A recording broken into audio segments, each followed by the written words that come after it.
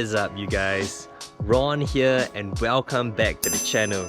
Today I am going to share with you all that you need to know to get that perfect sunrise and sunset shot. And that is why I am going to walk you through the various modes and features that you can use on the GoPro camera to enable you to capture that shot.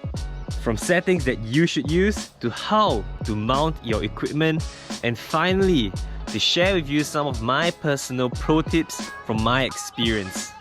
Before you get started in today's video, I would highly recommend you to check out my previous video on long exposure photography and understanding Pro Tune settings, because that will give you a much better understanding why I choose a certain setting when I am capturing my sunrise or sunset.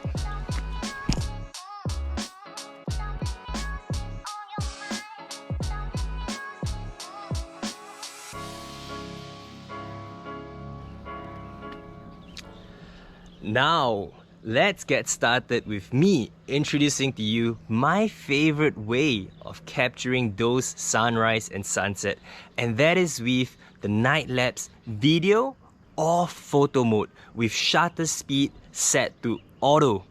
And the main reason why I'm using auto shutter speed is because the camera does all the heavy lifting for you. So based on the brightness of the sky, or the scene, the camera will be able to set the most appropriate shutter speed for you. And this is perfect, for sunrises and sunset, is because in one moment it might be entirely dark, black, you can't see a thing.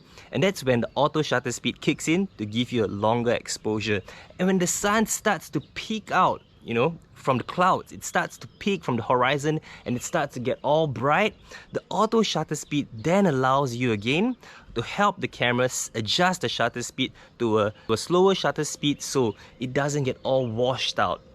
So once again, auto shutter speed, my favorite go-to setting in most scenarios. The next question that you might ask is, how long should I set my interval to be in my night lapse or time lapse?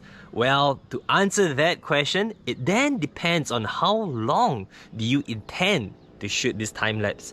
Another variable to think about is how much motion are you actually getting in your scene. To explain that, in this instance where I am capturing this sea of clouds, there is very limited motion going on because this sea of clouds, nothing much is happening, or rather it's happening very slowly.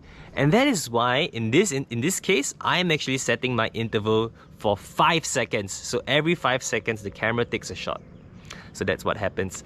If this is all too complicated to you, my recommendation is to get started, try out the auto interval setting. And that is perfect as well, because in post-production you are always able, to speed it up in case you want a shorter clip, or to slow it down if you want a longer clip. So that is really up to you. Alright, when it comes to capturing sunrises and sunset, my go-to mount has got to be this jaw flex clamp from GoPro. It is the best. And the reason why I say that is because when it comes to capturing such extended time lapse, you typically would want to have a very stable tripod of sort. And this jaw flex clamp does the job for you, without a doubt. Because of its very strong clamp, you can almost clamp it onto any surface. Just as you see in this clip over here, I'm actually clamping it to the roof of my villa.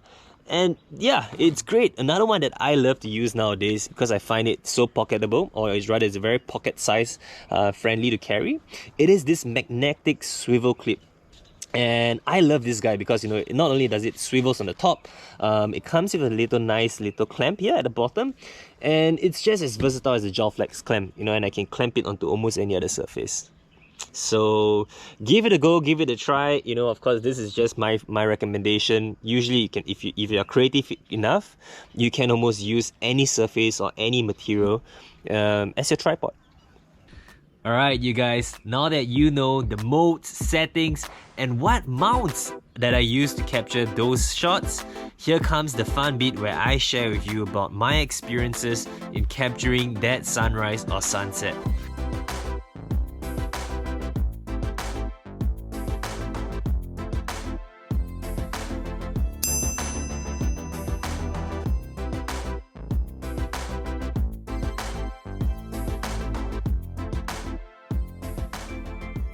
Speaking about playing around, I am now at this amazing viewpoint for sunset, and I think this is the perfect moment for me to share with you some tips to get that shot.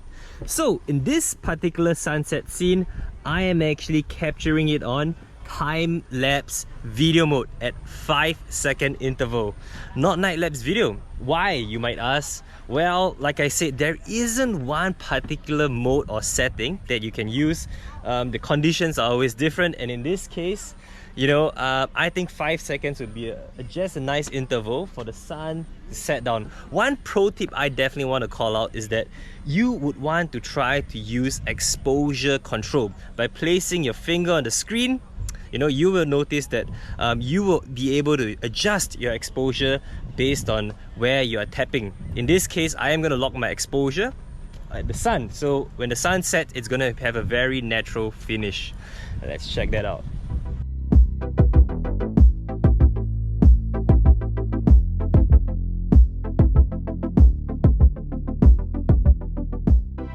The next tip applies to framing up your shot and adjusting your settings while you're doing that. Personally, I love to always frame my shot with something in the foreground, whether that be it leaves, plants, humans, and then of course in the background it's nice to capture some motion. For example, if today there were some clouds at the background, that would have been amazing. But you know, sunset's already amazing, so we'll make do.